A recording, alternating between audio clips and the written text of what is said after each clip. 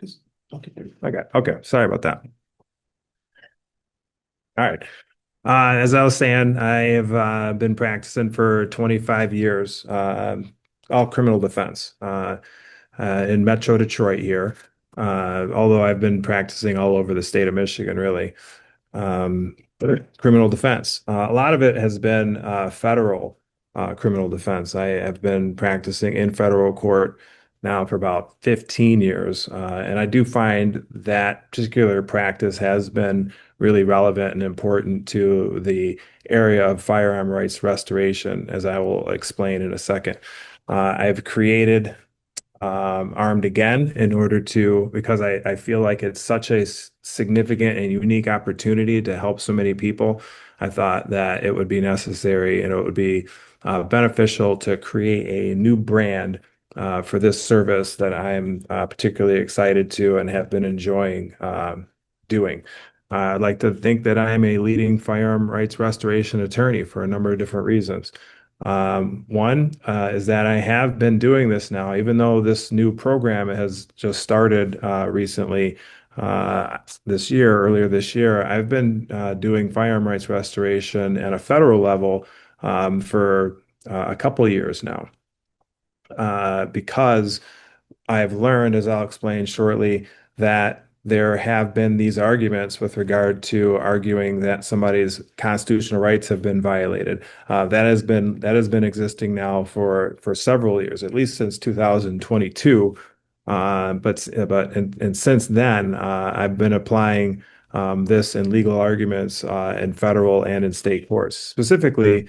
Um, to begin with, arguing people that have been charged in federal court with being felons in possession of a firearm.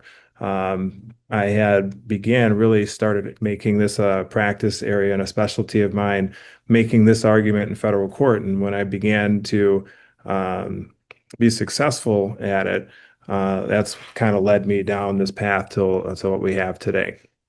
I'm also I've sued the Department of Justice and the ATF with regard to how they interpret the laws as relates to um, uh, expungements and how expungements and set-asides and sealing of convictions, how they affect federal law and the rights of those that have been that would like to restore their firearm rights. And so I've been doing this now for a while, and again, I'm really looking forward to what's coming up now in the future.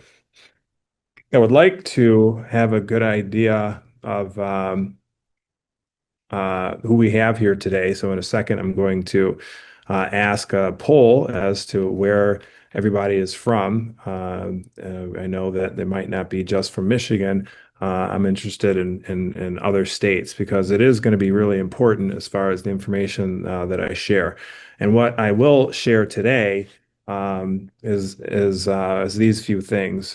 Why the program is real. And the program I'm talking about is the 925C program. It's 18 United States Code 925C, which is a federal program that is intended to restore the rights of those that have lost the firearm rights of those that have lost that right for a number of different reasons. A majority of people, though, for getting convicted of a felony or a misdemeanor crime of domestic violence. We'll talk about that program and its eligibility and the requirements for applying. We'll look at some situations where there's going to be obstacles that can be overcome, how to get personalized help for myself or other resources online, and to answer everybody's questions. I will set aside some time to answer as many questions as I can, not only today, but in the future. I'm telling you that I intend on having these sessions, educational sessions, at least twice a month. And later on, I will also ask, um, what topics would you care for me to present on? Because I plan on doing this often. I've already got 15 different topics today. I've been listing. I've been kind of identifying all these different issues, and there's a lot of them. So obviously, we don't have time for that today, but there'll be plenty of opportunity for me to present on these things in the future. So let's talk about just fundamentally here what why people lose their firearm rights. By the way, Joe, I am seeing this poll still in my screen. Do you? Yes, do you want me to stop it? Yeah, you can turn it off. All right, should be all set. I still see it on my screen though. Let me see here. You might have to control that on your end. All right.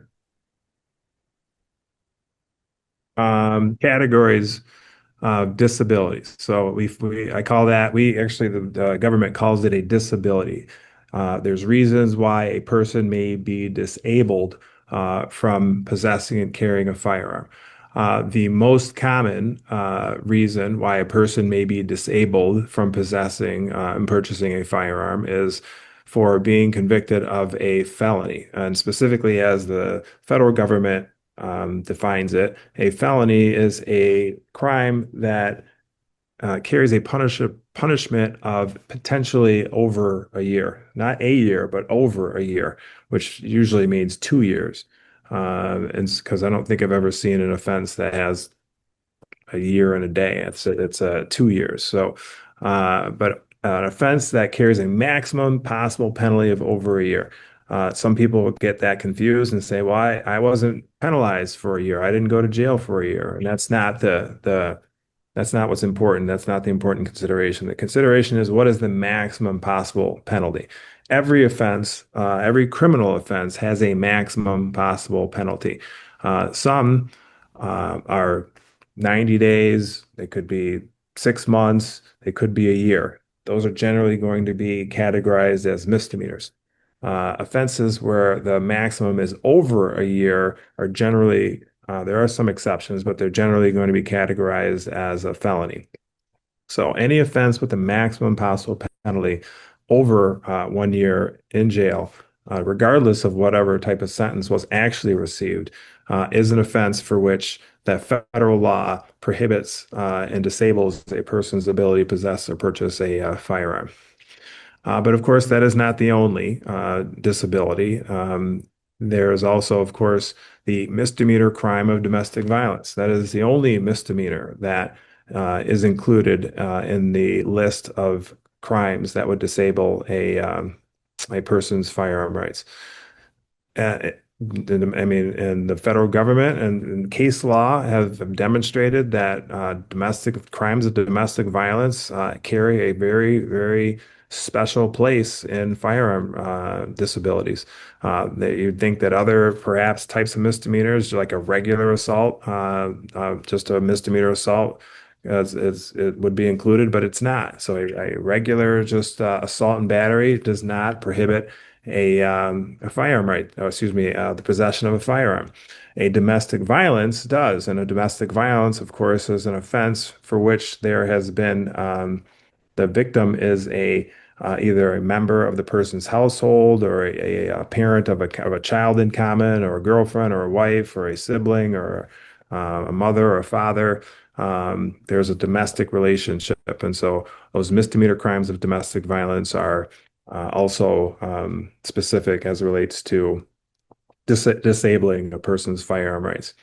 Also, the if a person is addicted to a controlled substance or an unlawful user of a controlled substance, and pursuant to federal law, marijuana is included because cannabis is still a Schedule One controlled substance, and therefore an unlawful user of controlled substance, regardless of whether that in that state, like here in Michigan, we have adult use marijuana. It's legalized adult use marijuana. And so it doesn't matter. Pursuant to federal law, somebody who is an unlawful user, being addicted to a controlled substance, is a person who uses cannabis regularly.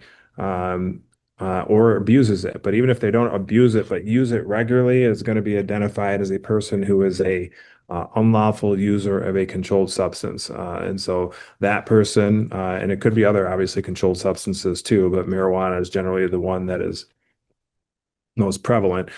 uh, they are disabled from possessing a firearm. What's also unique about that is, well, at what point does a person stop being an unlawful user of a controlled substance? Meaning that, like, let's say somebody has been using marijuana or some other drug, controlled substance. And by the way, because there's somebody's using a controlled substance doesn't mean that they're disabled, right? There's lots of controlled substances that are lawful for use. For instance, lots of different types of um, every drug that really is that you can get a prescription for is a controlled substance, and so that doesn't make those drugs unlawful. Right? Cannabis is that example, is because it's a Schedule I controlled substance pursuant to federal law. Any use is unlawful, so there has to be that distinction. And then, of course, mental illness. And the biggest form of disability when it comes to mental illness is an involuntary hospitalization. Uh, and if there has been one in most states, and particularly in Michigan, but in federal law, prohibits a person from ever possessing a firearm if they've ever been involuntarily um, hospitalized due to a mental health illness. But again, that is also now subject to restoration given an appropriate petition. Here's what I think is super interesting in federal law, which is the fact that federal law is really determined upon state law as to the interpretation as whether somebody has had a matter expunged or set aside or pardoned. For instance, and for example, in Michigan, and in other states, this doesn't apply. So every state's different. In Michigan, if we have our convictions expunged, then pursuant to Michigan law, the federal government right now interprets most of these people to have their then federal rights restored. I say most of these people because I can tell you that this is actually not interpreted uniformly in all cases. There are some cases where the federal government is interpreting it differently, even for people in Michigan. So for the most part, if we get a conviction expunged, we go to court and we ask for that conviction to be a judge to remove that conviction from our record, pursuant to our Michigan law. That generally will restore firearm rights, but not in all cases. Unfortunately, there are certain circumstances where the federal government will say, wait a second, in this situation, we believe that this person hasn't fully been had their matter expunged. And so they will then enforce the rest, or excuse me, the disability upon these individuals. So it's beyond the scope of this webinar in order for me to explain it all, but it is happening, and it's happening in other states as well. And so it is possible for the federal government to interpret the law, the state law, one way, and then go around and then interpret it a different way. Um, Even the same person, unfortunately, which is actually the subject matter of the lawsuit that I had litigated with the Department of Justice earlier this year. Um, and again, more questions about that, I'm happy to address that either individually or in another webinar. But for the most part, in Michigan anyway, an expunged offense that is set aside, uh, will be good enough for a firearm rights restoration. All right, I am paused again. Joe, can you help me remove that? This-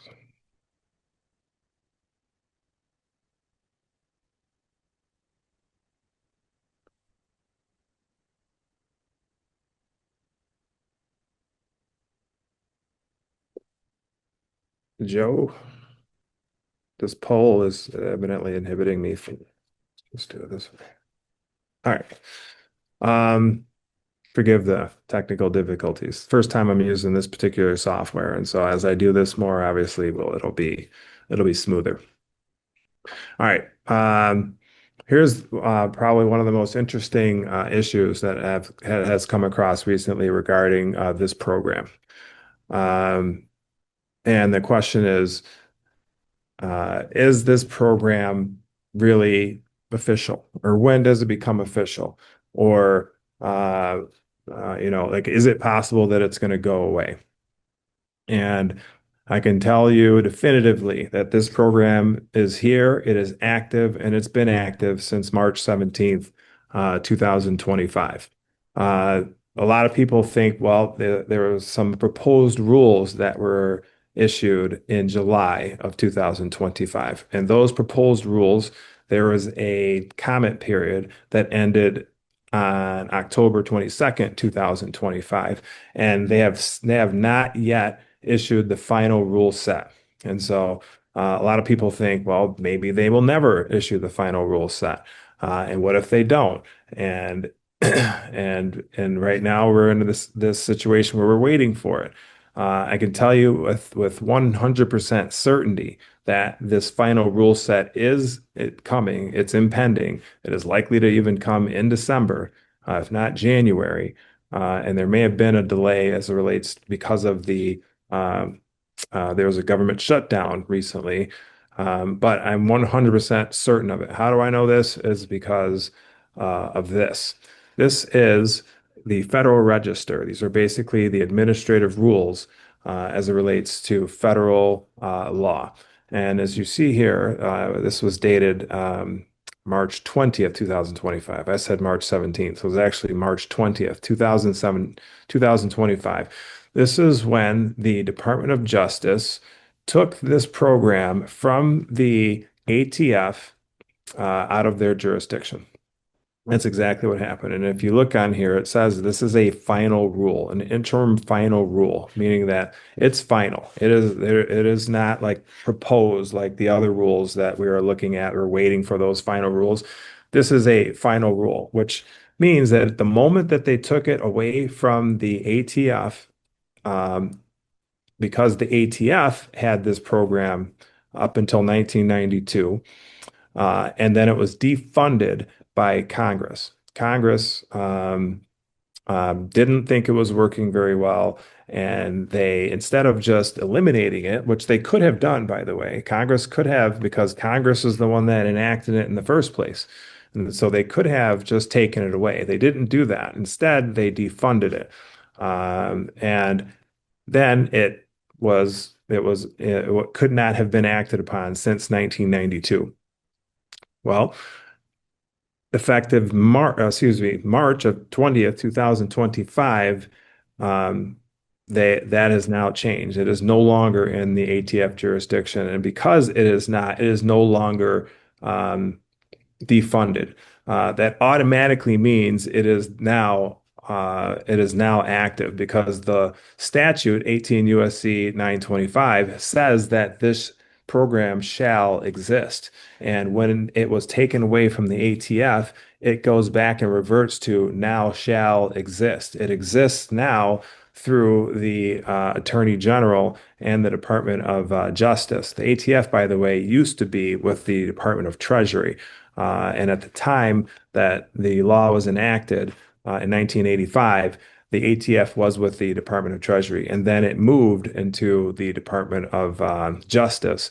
Uh, and then, like I said, in 1992, it was defunded. It has been now funded again, and now this program is 100% active. And how do we also know about this? It's because they've already been taking applications, and they've already approved a certain number of petitions. We know this because this is in April of 2025.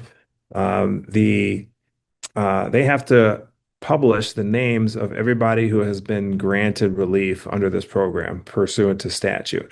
And so in April 2025, April 29th, obviously, there were 9 people whom were successful in getting relief. Now, why only these nine people? I couldn't tell you, but these are the nine people here. And yes, one of them is Mel Gibson.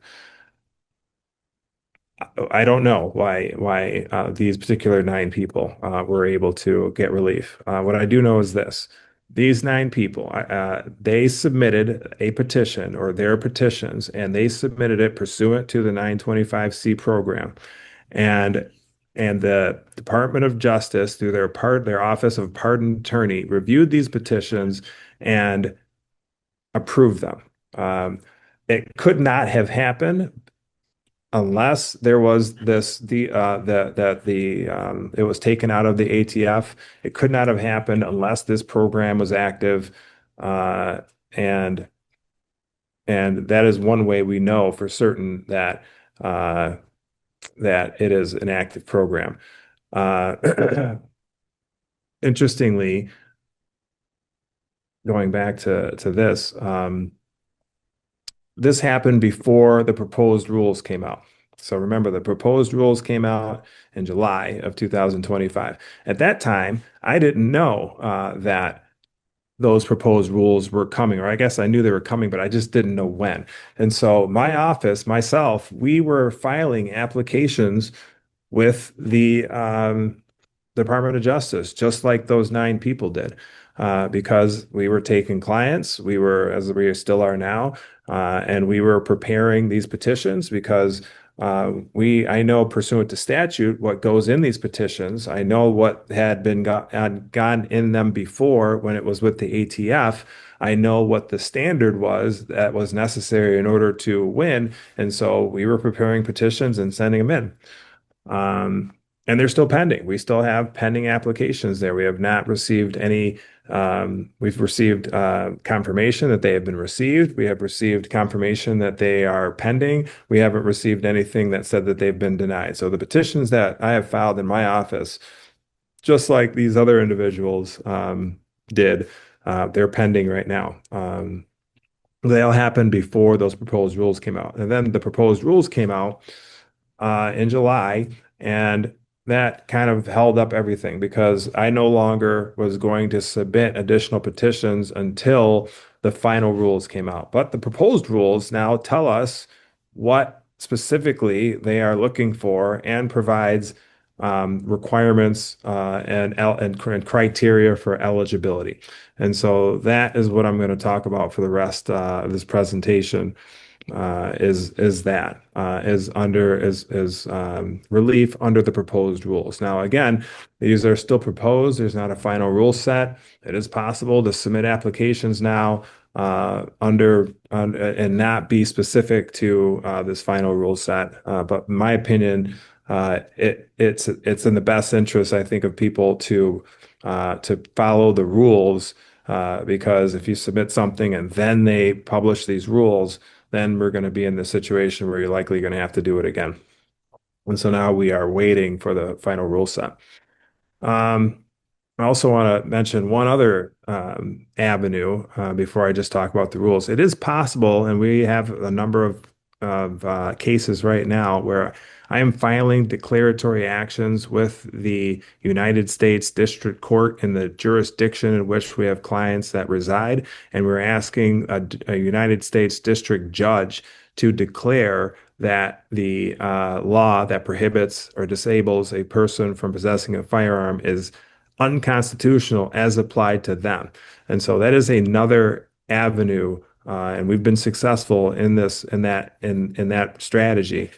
We can do that too. So there's not just this administrative remedy, there's administrative program. We can actually litigate this issue as well, because that's how this all started. When I have clients charged with being felons in possession of a firearm, I file a motion, we call it a Bruin motion, pursuant to the Supreme Court case, New York Rifle Association versus Bruin.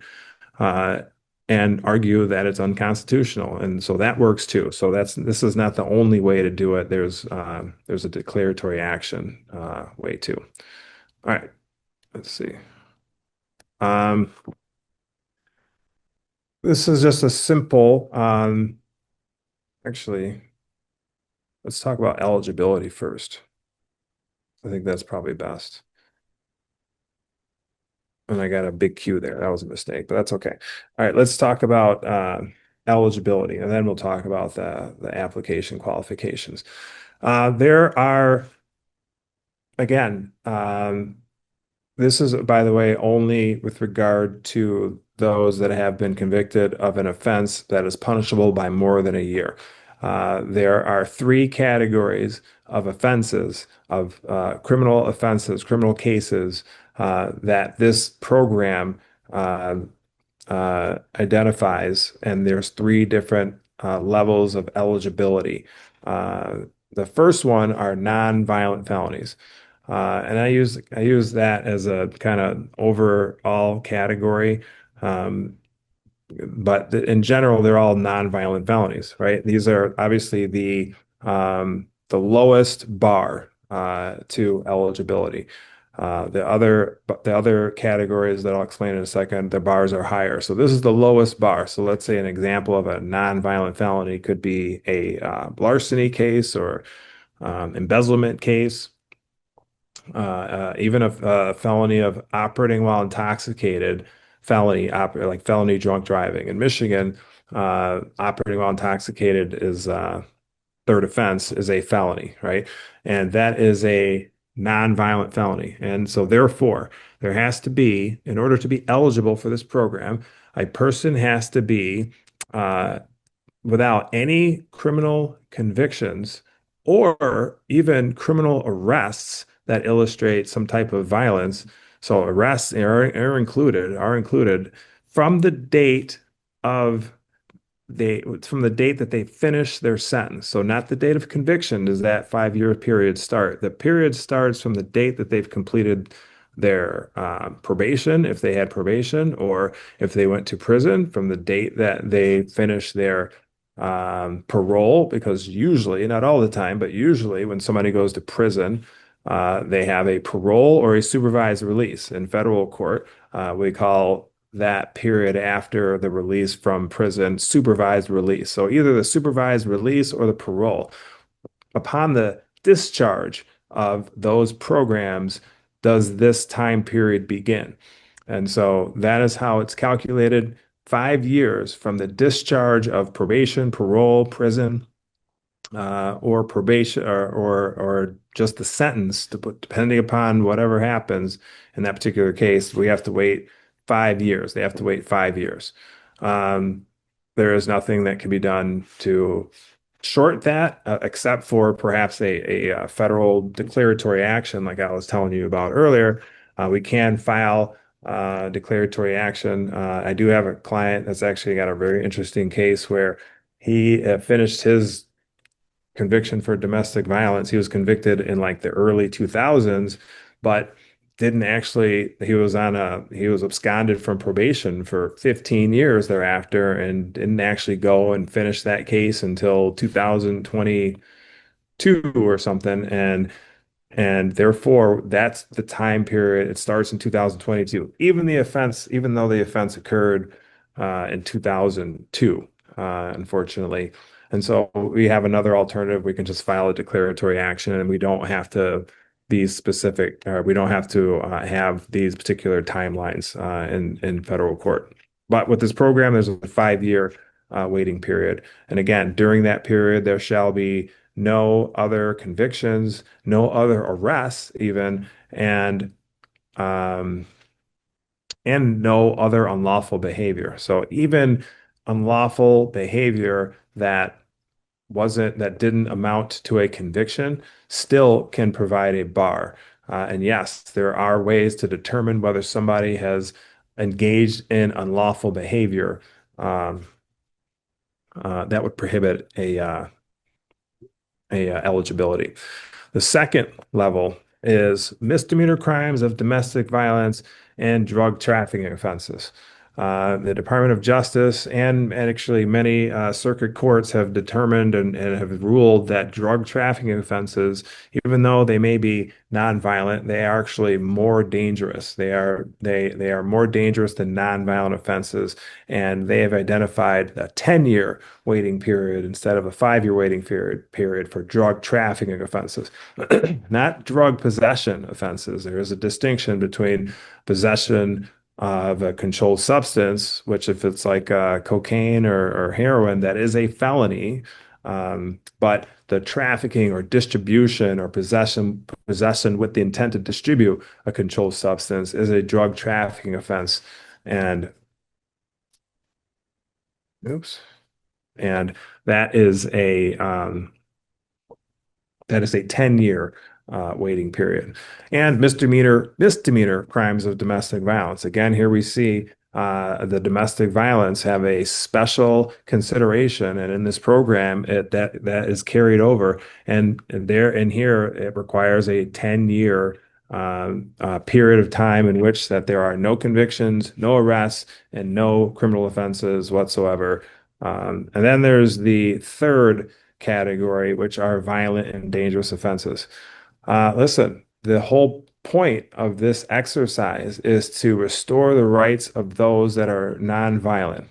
And those first two categories contain those people, right? But then there's this third category of violent and dangerous offenses, and that could be any number of things. And they do have a list of those things, but some of those things, some of those convictions are robbery, sex offenses, or anything that requires any type of sex offense registration, any type of assaultive felony. Now we're not talking about misdemeanor assaults. I'm talking about felony assaults, felony violence, felony domestic violence, even.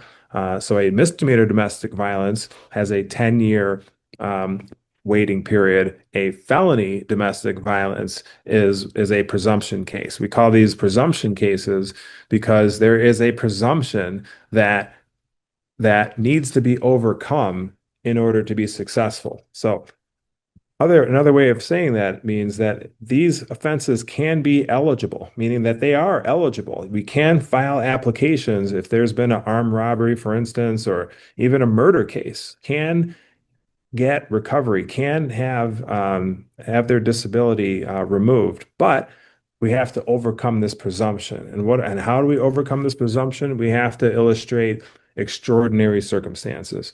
I already know that this is going to be the subject of another webinar, is how we illustrate extraordinary circumstances for this program, because that is a whole subject that deserves a lot of attention. And so we are going to discuss that. But extraordinary circumstances, for now, are basically the circumstances that illustrate that a person, an applicant, has extraordinary circumstances to demonstrate that perhaps a number of things. One is that the offense wasn't a violent or dangerous offense. So, for instance, let's say, just example, somebody's convicted of bank robbery, and the individual was convicted of bank robbery, yet they were the getaway driver, and they never carried or possessed a firearm. They never entered the bank. They never did anything that was, quote unquote, dangerous or violent. But they were involved. Maybe they harbored somebody else that was involved. Yet because they aided and abetted, they were still convicted of bank robbery. And I think that would be an extraordinary circumstance. So we're looking at the facts that make up the conviction offense can illustrate extraordinary circumstances. There's other things that can illustrate extraordinary circumstances. For instance, the behavior of the applicant and the basically lack of criminal offenses and convictions for an extended period of time after, excuse me, Hmm. um, for an extended period of time. Think 20, 30 years. Somebody may have been out of prison now for 20 or 30 years after a violent offense. And since then, they've been a model citizen. If somebody's been out of prison for 30 years and have never been in trouble and basically like repair, which is absolutely possible, and I've seen it, and I'm amazed by it. I'm meaning that not amazed that that it doesn't happen. Actually, I think it happens a lot. But I personally I found it to be pretty cool when somebody has served like decades in prison, they get out and they become a model citizen. I think we can and they should be given the opportunity, and so does the Department of Justice. They should be given the opportunity to demonstrate that there are extraordinary circumstances that illustrate that they are no longer a public safety threat, that it is in the public's best interest to restore those firearm rights, and they will be given the opportunity to do it. And it will require a demonstration of extraordinary circumstances. And I think that that's great, meaning that like there is no just flat out bar. The Department of Justice and these rules illustrate that people can demonstrate and people can change, and there shouldn't be just this bar if you've been convicted of a violent or dangerous offense. Now, again, it's a high bar we have to overcome, but it can be overcome.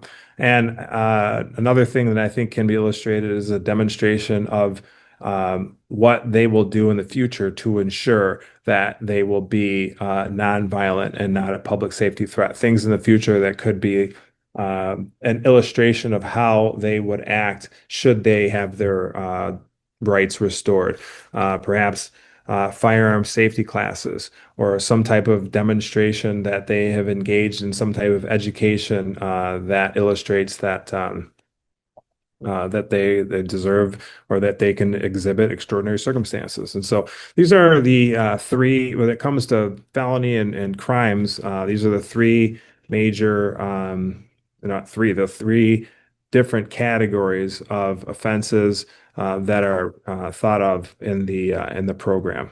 And any disability when it comes to a criminal offense is going to fall within one of these three categories. Uh, I also want to mention felon in possession. Felon in possession of a firearm, right? That's a felony. And the felon in possession of a firearm by itself is not a presumption case unless the underlying felony is a presumption case. So, what I mean by that is if a person has been convicted of being a felon in possession of a firearm, and the underlying felony that predicated the offense is a nonviolent offense, like larceny in a building. Larceny in a building in Michigan is a felony, and that is also a nonviolent offense.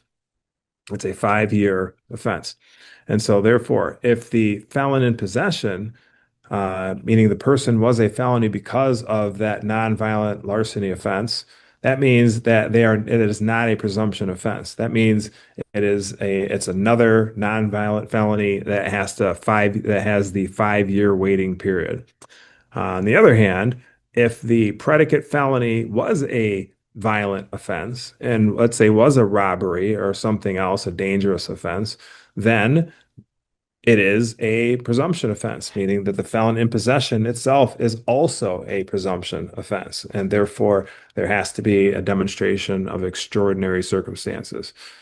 Similarly, if the predicate felony was a drug trafficking offense, then there has to be, of course, the 10-year waiting period that would be applicable to the felon in possession of a firearm. And so that is very interesting, and I think it's important to note as well. So, what's next? Meaning that what can we expect to happen next with regard to this program? And obviously, as of this date, is December 4th, and we are now waiting for the final rules to be submitted and to be published. The proposed rules have been, again, the 90-day period, comment period is over. My office submitted a number of comments, and I saw about over 1,000 comments get submitted. I went through a lot of them. There were a lot of very interesting ones. and then they're going to publish the final rules, I think, soon. And then, so that's what's gonna happen next. And by the way, it is going to happen. There's absolutely no question about that. I am 100% positive that the final rules will get published. Then there's going to be an application portal, a website. By the way, there is a website right now under the Department of Justice and their pardon department, which is going to be the department responsible um, uh, for these applications.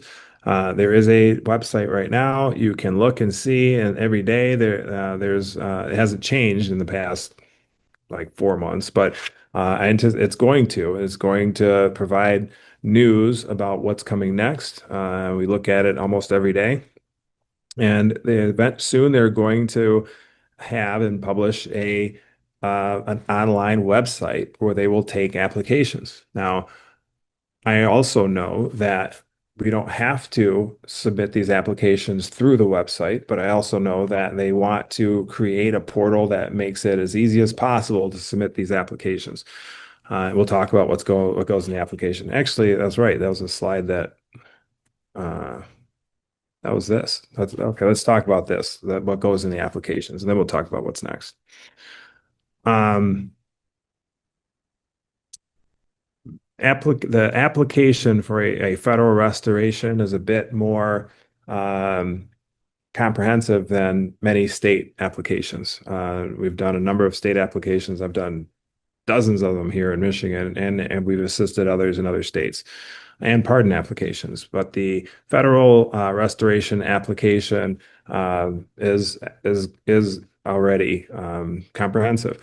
One, these conviction records, and I could have maybe I'll list them out because it's more than just getting the judgment of sentence. They want records for everything as it relates to the every single offense for which somebody has been convicted, and every arrest. Anytime anybody's been arrested for anything, they want or charged with anything. So even if somebody may have been arrested and not charged, they want those records. But let's just talk about the conviction records. When somebody's been convicted of offense, whether it's a state offense, a felony offense, excuse me, federal offense, there are a number of records that need to be acquired. Uh, Starting with the charging document, the document that charges an individual with the offense. In federal court, it's called an indictment or a complaint. In state courts, it's often called a complaint. In other states, not in Michigan, but in other states, they call it indictment, but it's usually called an indictment or a complaint or a citation. Um, then there are the plea documents or the trial documents. If there's a plea, there's generally going to be a written plea agreement that has to be acquired because the government they want to see what offenses were dismissed. They're not interested in only the conviction offenses. They want to see what other offenses may have been dismissed because they're going to be looking at the totality of the offenses and the totality of the circumstances for every single case, not just the offense for which somebody was convicted. If there was a firearm involved in a particular offense, even though the person may not have pled guilty to that firearm, instead perhaps maybe just pled guilty to a drug trafficking offense, they're going to take into consideration that a firearm may have been involved or other activities like assaults or something like that. So they're going to look at that. They're going to require the pre-sentence investigative reports. In every felony, there's always going to be a report that is created by generally the court's probation department that illustrates all of the facts and circumstances of a case, and that is going to be submitted to a judge for use by that judge to deliver the appropriate sentence. And so the Department of Justice and the proposed rules have required the PSIR, the pre-sentence investigative report, to be acquired and disclosed and submitted in the petition or in the application for consideration of restoration. And that might not be the easiest document to get, but I'll talk about in a second how to get those documents. the judgment of conviction, the judgment of sentence, and of course, again, they want to see the date upon which that somebody's probation or parole was terminated. And so therefore, we have to get the records that illustrate the date that somebody's probation or parole was terminated, including that would indicate whether that probation or parole or supervised release was terminated with improvement or without improvement, successfully or unsuccessfully. They want those records. Um, the Register of Action, which illustrates is a record from the court, which illustrates all of the proceedings that happen in a particular case. And then again, they want records of even arrests, the police report, the law enforcement investigative report. They want it all. Okay, so the next question, the next obvious question is, well, what if my convictions are old and I can't get these records? Or what if the court has destroyed these records? Or what if the court refuses to give me these records? Or what if those records don't exist? Or I don't know where to get them from? And those are all valid questions. And the answer, which all the way, by the way, was a subject of one of my comments to the Department of Justice during the public comment period. And what that question was, what it was just that. What if these records are not available? What if the court will not give them to us?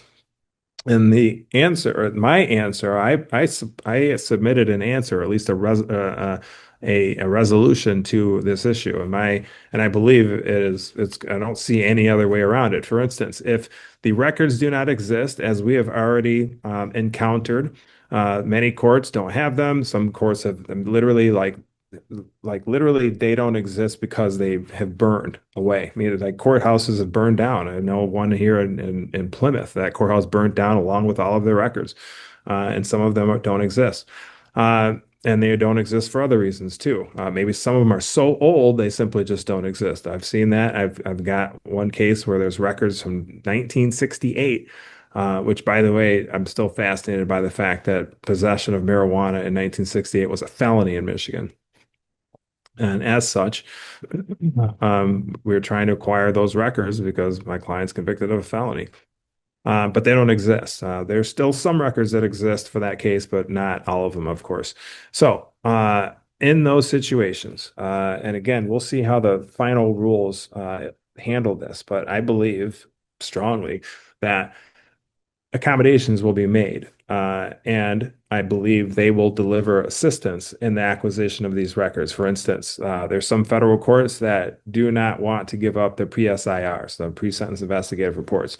Well, the Department of Justice is a federal agency, department, and so they can order and they're in the executive branch. They can they can't they will create a rule or create some requirement that the judicial branch allow us to obtain these records.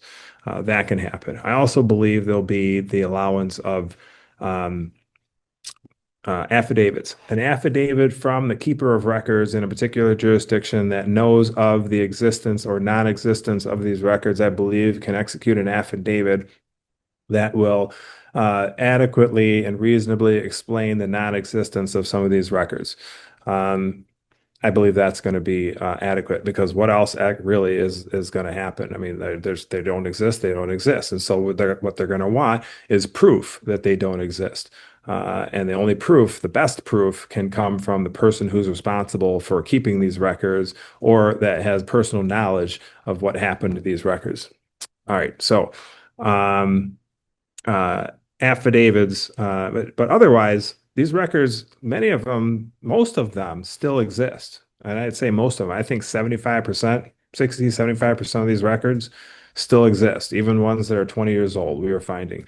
And we're finding different ways to acquire them. So, uh, uh, application requirements include character reference letters, at least three. The number right now is three letters from people whom are not related to the applicant that can attest to the person's character, but specifically their character and reputation for nonviolence and not being a public safety threat.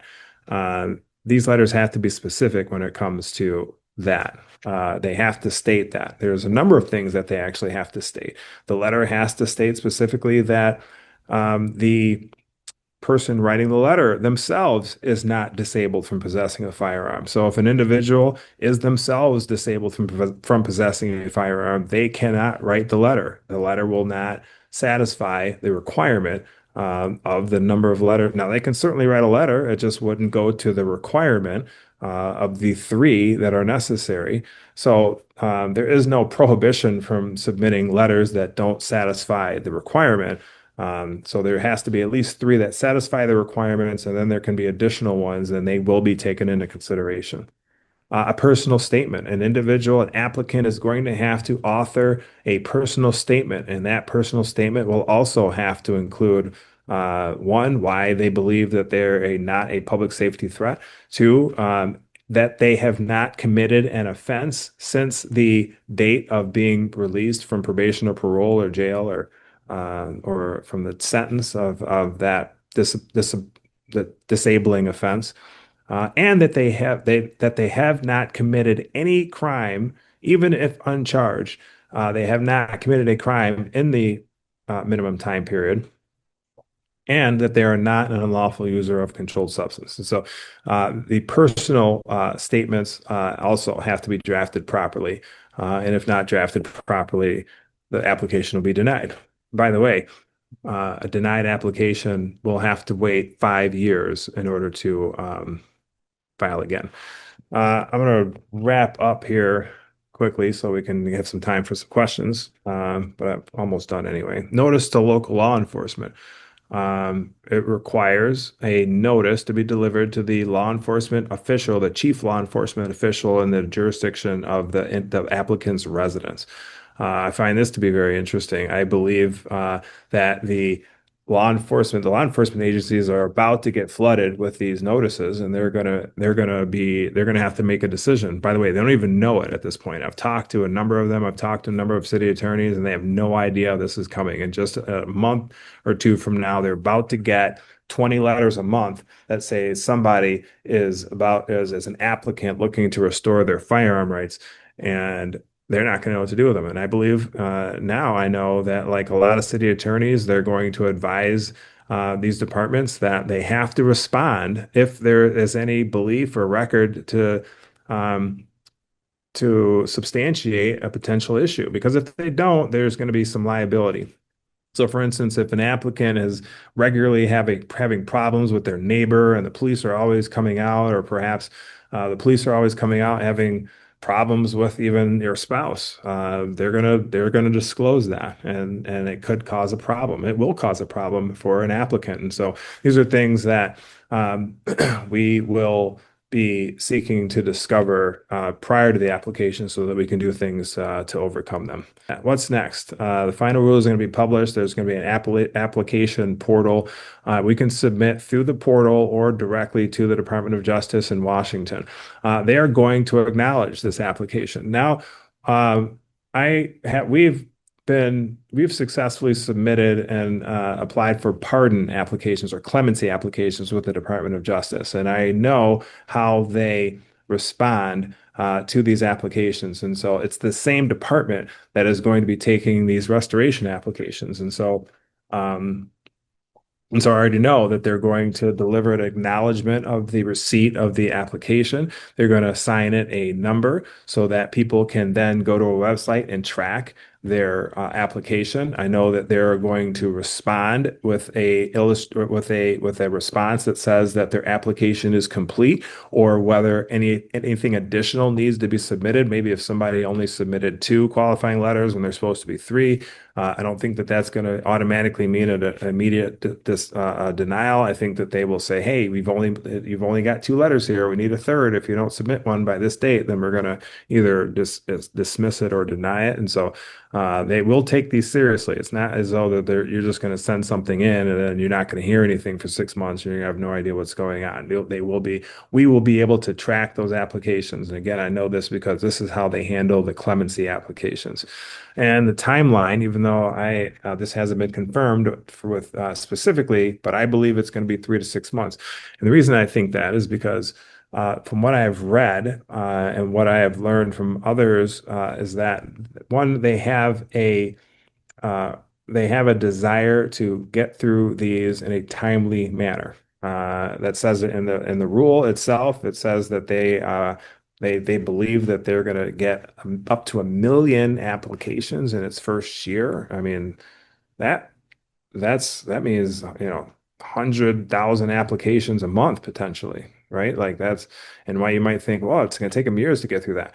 No, they're preparing for this, and I don't know how many they're going to get the first month, second month, third month. I know they're going to get a lot from us, but I do believe that they're going to take this seriously, and I believe that they want to get it through reasonably. I believe it's going to be 3 to 6 months time period. It may be more at first, but it it will.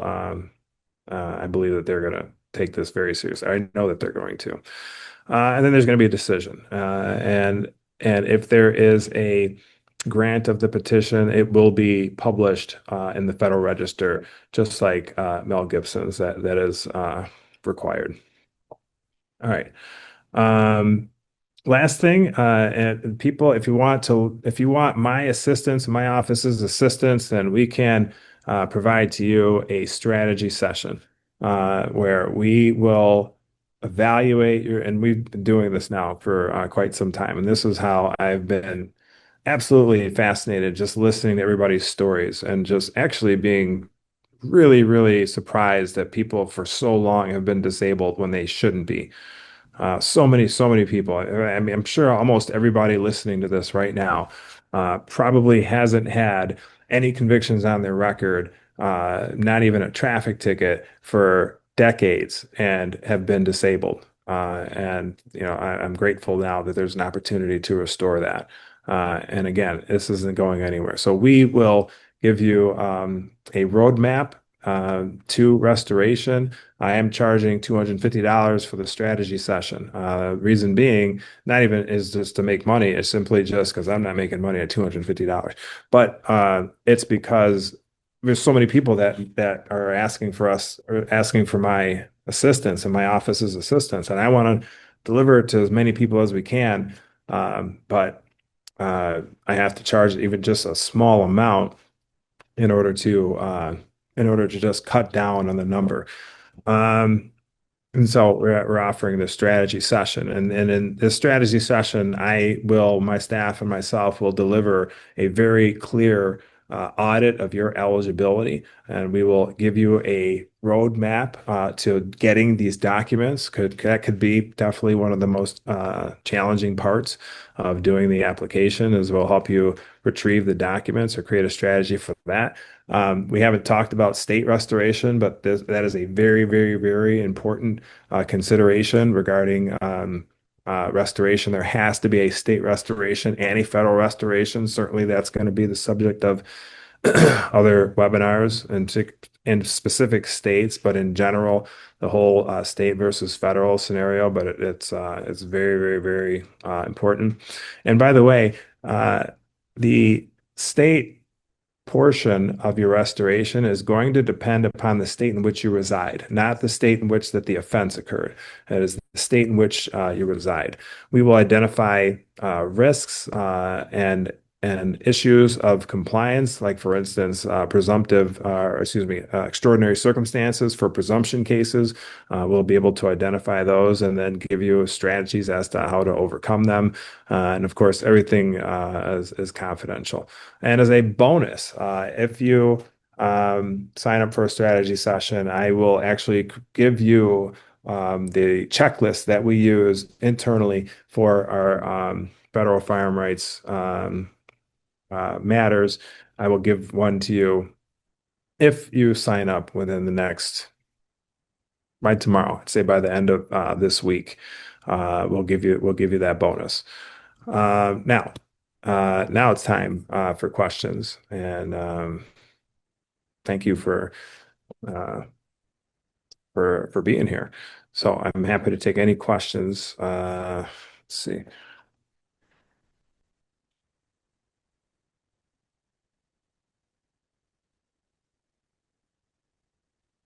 All right. Let's see. It says here, I think 36 years of non-violent and peaceful coexistence with the public should speak for itself.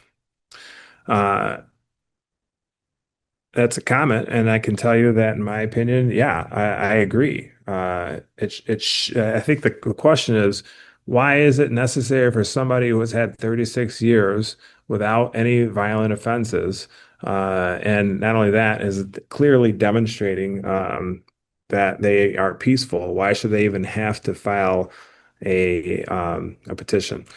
And it's a policy consideration, but let me explain one reason why. Um, some people have violent offenses on their record, right? Again, as I had said, they have to demonstrate extraordinary circumstances. And that circumstance of 36 years without a problem could be in and of itself extraordinary. As I had said, I've seen people go to prison for 5, 10 plus years and then get out and have had decades without any problems. And they've created a career for themselves, they've become educated, they've gotten a family and raised a family and clearly demonstrated that they deserve to be restored. But they were convicted of a oftentimes violent felony. And that is something that is going to have to be taken into consideration. I do appreciate and respect the department's requirement that they will only restore rights to those that are not a threat to public safety. There is also a lot of other interest groups that think that this should never happen. They think that felons should be forever disabled. I will never agree with that, but that's what they believe. And so to have a program to basically implement these standards to ensure that only nonviolent individuals that will not be a threat to public safety, where it's in the public's best interest to restore them, this program, I think is necessary. And that's the reason why it exists. All right, so there's a question and answer and there's a chat. So I see there from the chat, I see I had a larceny of a building expunged by a judge and signed my gun rights back. Am I eligible for a CPL? All right, so this presumes the state. I don't know in which state you reside. You can update that if you like, but let's just presume it's in Michigan because larceny in a building of it says larceny of a building. I presume is in a building, was what you meant. Larceny in a building is a nonviolent felony offense, and it has been expunged. And so if it's in Michigan, which I think now it is, then yes, an expungement does remove that felony from your record. It does then, as long as there's no other disabling offenses, it does permit you to receive and apply and get a permit to carry a concealed weapon. If for whatever reason that you are not able to do that, you could and should appeal it, and you will be successful on your appeal. And you would not have to do a federal restoration, by the way. Again, in Michigan, and expungement, in most circumstances, again, unfortunately, not in all circumstances, but in most circumstances, does qualify to for a federal disabling, meaning that you do not have to file for a restoration. Now, in other states, in many states, like Illinois, for instance, if you have a felony, a nonviolent felony in Illinois, there is no expungement that would permit restoration. We have to go get a FOID card, FOID card, and you apply to the state that to that government agency, and then they will restore your rights. And you still have to do a federal restoration. So, and every state's different. I do have a question from somebody in Illinois that says, "What would you say to me if I lived in Illinois and try to get my FOID card back?" And the judge denied me this year. I have one felony of possession with intent and some old charges over 20 years ago that got thrown out. I had lawyers too. I have my felony sealed. It's been over 10 years. Okay.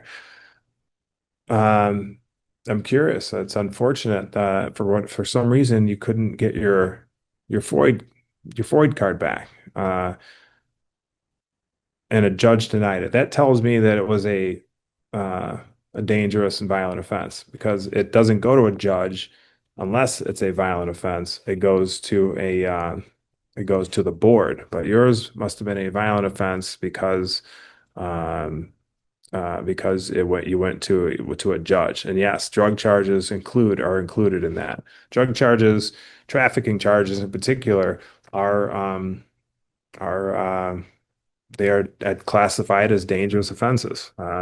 Across the board in Michigan and Illinois and many other states, and the federal government classifies drug trafficking offenses as dangerous offenses. Even ones regarding marijuana, even though marijuana ones generally are not dangerous offenses. But other drugs, harder drugs, yeah, there's a higher incidence of dangerousness and violence. And so, why did that becomes the question is, why did the judge deny you? Uh, in Michigan, unlike other states, Michigan judges shall restore firearm rights if you satisfy the requirements. In other states, like Illinois, there is no shall. It says may. A judge may restore your firearm rights if you satisfy the requirements, which is a higher bar to overcome. Again, in Michigan, there is that requirement. I mean, a judge cannot say no. So the reason why you were denied is of significant importance. And there could be a strategy there. Again, this is the reason why we have strategy sessions. What do we do in order to fix that situation? And one of those things that you can do is still apply. There's a number of different things that we can do, but you could still apply for a federal restoration, acquire that, and then go back to that judge and say the Department of Justice did it.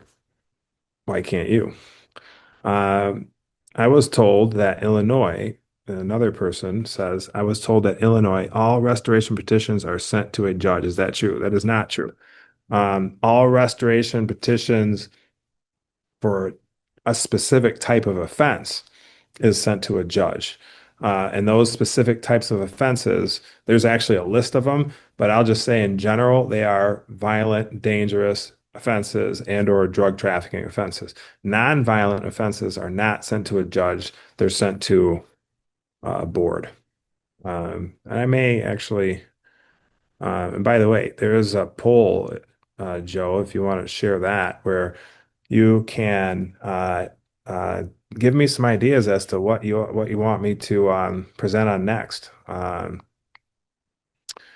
Because there's so many, like, and I plan on getting to as many as I can, and I do plan on having doing this at least twice a month. So if anybody has any specific ideas as to what you would like for me to present on, please let me know. All right, so let's see. I was convicted of a simple assault in 1982 and given 1 year of unsupervised probation. Is that a felony? No, that is not a felony. Simple assault, again, I would have to, I guess, know a little bit more about what state you live in, but in every state, I don't think I've ever seen it's called simple for a reason, right? That is literally a definition of a misdemeanor offense. Now you're given in 1 year probation. That also illustrates that it was a not uh, not a felony. But I would also think that we'd have to consider whom the victim was. If the victim was your wife, for instance, and and even though it wasn't called a domestic violence, there could be still an argument that it is a domestic violence and therefore federally disabled. We're dealing with that issue right now. Of course, we would argue that there's not a disability there, but in some cases, the state and or the federal government may argue that it still qualifies for disability under a domestic violence, even though it was just a simple assault. Does having a mental evaluation look good for a judge deciding your rights restoration? If there, so the answer is if there is a reason to, first of all, of course, a positive evaluation will always look good. Okay. We always want anything that looks good, but particularly if there is a question as to somebody's mental fitness, that is what's going to be necessary. It's going to be necessary to have a favorable evaluation, not just an evaluation, because an evaluation can be unfavorable. But to have a favorable evaluation, I think is a good idea if um, it's been called into question of somebody's mental fitness. Similarly, like for instance, if somebody has an operating while intoxicated third offense, drunk driving, third offense, felony case, then I think it's going to be necessary to have a substance abuse evaluation to illustrate that they're not an unlawful user of a controlled substance, or they're not a danger to public safety. Because if somebody's still drinking and they're abusing alcohol they are not going to be fit to possess a firearm, they're still a public safety threat, and we have to illustrate affirmatively that they are not a public safety threat. And so evaluations are absolutely tools that can be used to assist and strengthen the applications. Let's see. I would like to talk to you about my case based upon the requirement that I should have any issues or convictions from a 2001 sentence. The only reason I have not set up a meeting for $250 or 30 minutes of your time is that time kind of had me on the fence. Okay. I think what I'm reading there is that you're on the fence about spending the $250. And let me tell you this. This is a money back guarantee. I guarantee that we will be of assistance to you so that you will feel like as though you're getting your money's worth, right? Because that's the whole point. We are evaluating your case, and we are providing our expertise to give you the clarity necessary for you to know and understand exactly how you can succeed. We will also deliver, then, of course, help you understand how we can assist you. And if you do choose us to assist you, you certainly don't have to. We're still going to deliver um, assistance. Uh, then we will give you a credit for that $250. Somebody asked, how much do you charge for the whole thing? That is dependent upon everybody's specific situation. So I would just tell you now, it could be anywhere from $5,000 to $10,000. Um, I'd say it depends on whether you need a state restoration, a federal restoration, you need both, what state you're in. Uh, if you're in a particular state, like for instance in Illinois, where we have to do a judge um, petition as opposed to a department petition, that makes a difference. The number of offenses makes a difference as far as like if there's a large number of offenses, the more documents that we have to acquire, that makes a difference in how much we charge. There's a number of things, and so unfortunately, I can't tell you in every situation how much it is. But I can tell you, in general, it's going to be between five and $10,000. I don't think that I've ever seen. I don't think we've charged any more than $10,000. But I mean, and there's other things that we can do too, where we might be able to deliver value. Um, but that $250 to is designed to deliver value to help you understand exactly what you have to do in order to succeed, whether that's with or without our assistance. Um,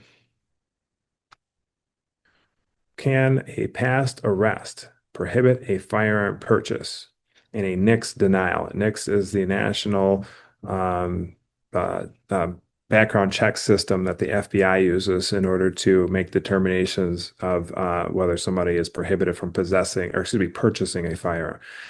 Uh, can a past arrest record prohibit a firearm purchase? Okay, so I presume what you mean there is just the arrest, not a conviction. If that's the case, no. Um, it cannot be the substance of a NICS denial. What I know is that actually the FBI who maintains the NICS database doesn't report arrests. It just reports convictions. Had a Class D felony expungement signed October 20th, 2025. When should I reapply? I would need to know the state in which you reside. Perhaps you can let me know that. How much for both, just in case? Okay, so I think I answered that. How do you know how far back? Somebody wrote, wow, that's a ton. Uh, that number, whatever we charge, is designed to deliver you the value that it's worth. Meaning that, like, listen, $1,000 is a lot of money to a lot of people, right? I respect any amount of money needs to be in return for value. And that is exactly what we deliver. So I would say, regardless of the amount, whether it's $10,000, we're going to deliver tens of thousands of dollars in value. And I mean that in a number of different ways. One, it is representative of the amount of work that we have to put into doing this.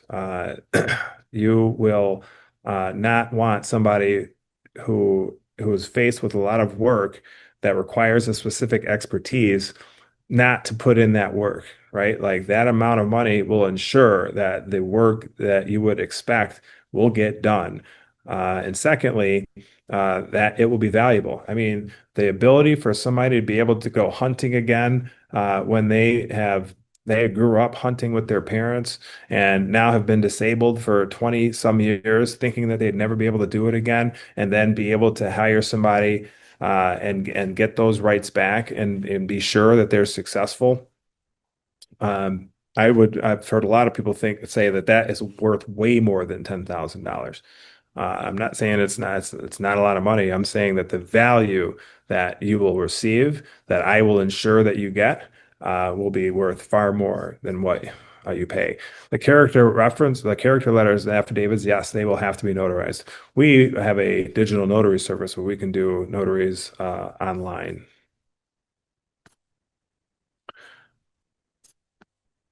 Okay. Um, Again, thank you very much. We will be doing another webinar. We'll be announcing it probably tomorrow, the topic. It'll be 2 weeks from today, the week before Christmas, and then we'll be back in January. By that time, we will know a lot more about the rules. I'm quite certain that we will have a final rule set by that point.